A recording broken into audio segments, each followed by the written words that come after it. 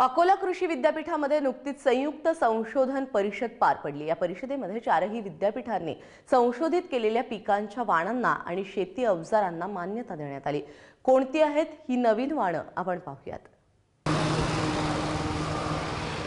अकोल्याच्या डॉक्टर पंजाबराव देशमुख कृषी विद्यापीठात नुकत्याच झालेल्या संयुक्त संशोधन परिषदेत चारही कृषी विद्यापीठांच्या 215 शिफारशी आणि वाणांना मान्यता देण्यात आली। यात कापूस, हरभरा, ज्वारी, मका, नाचणी, काकडी आणि ऊसाच्या नव्या 19 वाणांचा समावेश आहे। या परिषदेत राहुरीच्या महात्मा फुले कृषी विद्यापीठाच्या सर्वाधिक शिफारसींना मान्यता देण्यात आली। एकूण 256 सादरीकरण करण्यात आले होते।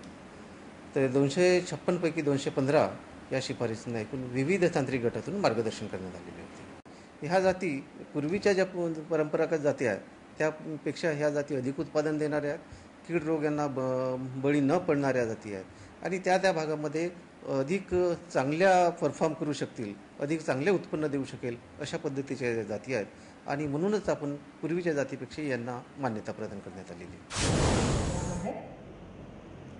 चारही कृषी विद्यापीठांतर्फे 256 शिफारसी मांडण्यात आल्या होत्या। त्यापैकी 215 शिफारसी मंजूर करण्यात आल्या आहेत। यामध्ये 12 शेत पिकांची वाणं, 5 फळ पिकांची वाणं आणि 12 शेती अवजारांचा समावेश आहे।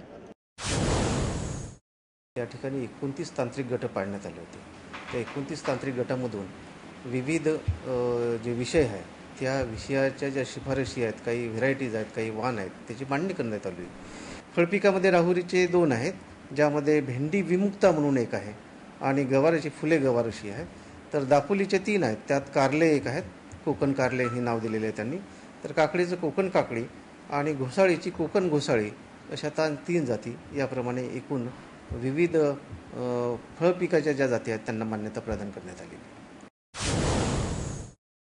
या परिषदेत राहुरीच्या महात्मा फुले कृषी विद्यापीठाच्या 69 वाणांना, अकोल्याच्या डॉक्टर पंजाबराव देशमुख कृषी विद्यापीठाच्या 54 वाणांना, तर डॉक्टर बाळासाहेब सावंत कोकण कृषी विद्यापीठ दापोलीच्या 48 वाणांना आणि परभणीच्या वसंतराव नाईक मराठवाडा कृषी विद्यापीठाच्या 16 वाणांना मान्यता देण्यात आली। यात अकोला कृषी विद्यापीठाचं कल्याणी ज्वारी आणि सूर्यफुलाचं SH 912 हे वाण, राहुरी कृषी विद्यापीठाने संशोधित केलेल्या मक्याचं फुले महर्षी आणि फुले मधु हे वाण, दापोलीच्या कोकण कृषी विद्यापीठाने संशोधित केलेल्या नाचणीचं दापोली 2 हे वाण, तर परभणी कृषी विद्यापीठाने संशोधित केलेलं सोयाबीनाचं 612 या वाणाला मान्यता देण्यात आली।